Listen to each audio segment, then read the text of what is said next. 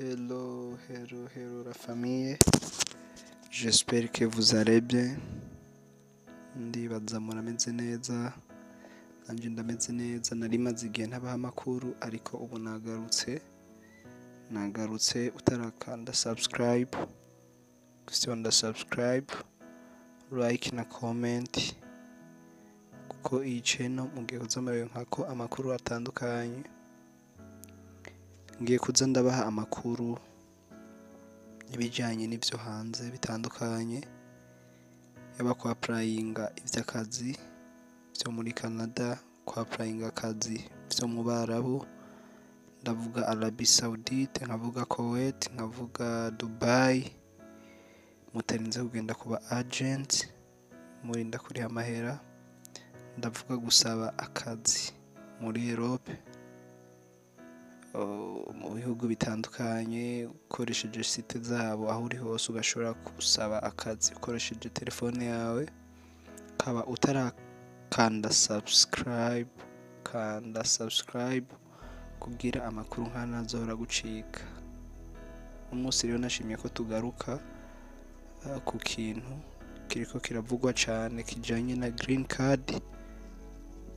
card ko urabona ko rezita ziheruka gusohoka uyu mwaka. Abantu twakinye green card twayikinye for free, twayikinye ku buntu.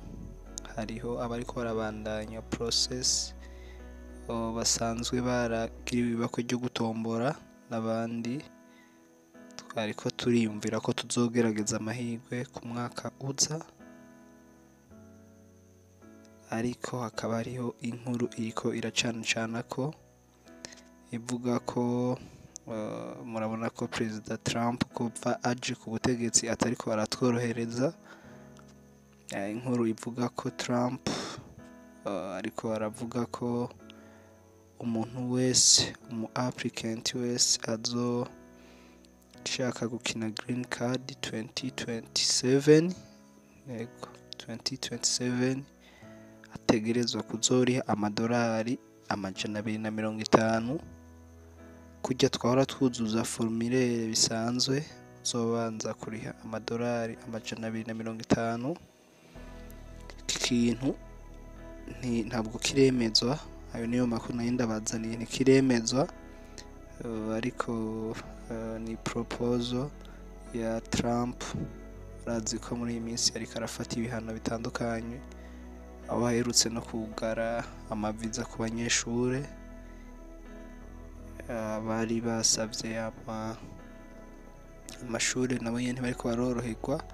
Ariko turizera ko izi ngingo za Trump cane iki ca green card tugomba tuvuge ko kizohava kidashirwa mu ngiro, kuko ndizera ko bazobanza kucigako,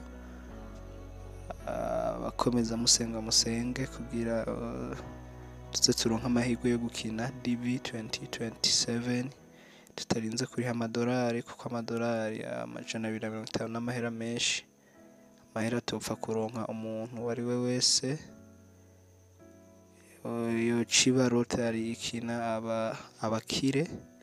Ariko aya makuru rero ico nari ndabazaniye ndababwira nuko ataremegwa, ntabwo aremezwa 100%, ariko urumva bishobora gushika ugasanga green card tuzokina mu mwaka uza, ndavuga mu kw'icumi, ko green card ya 2027 tuzoyikina mu kw'icumi mu matariki ya mbere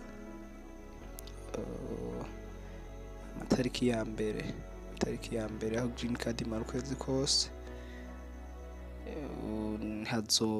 Tuzoba twamenye icavuyemwo, ko bavyemeje ko umuntu wese azoriha amadolari $250 canke tuzobandanya dukina uko bisanzwe. Mugabo umuntu ariko aragerageza agenda araba hirya nino, biraboneka neza ko iyi ngingo itakiriwe n'abantu neza cane, kuko amahera ari menshi. Turizera ko ingingo itazohava idufata, tuzobandanya gukina nk'uko vyari bisanzwe.